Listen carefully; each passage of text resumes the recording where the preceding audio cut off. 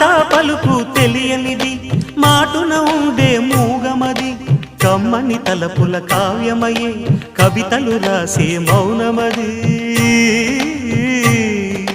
రాగల రోజుల ఊహలకి స్వాగతమిచ్చే రాగమది శృతిలయలరగని ఊపిరికి స్వరములు కూర్చే గానమది ఋతువుల రంగులు మార్చేది కల్పన కలిగిన మది భావం బ్రతుకును పాటగా మలిచేది మనసున కదిలిన మృదునా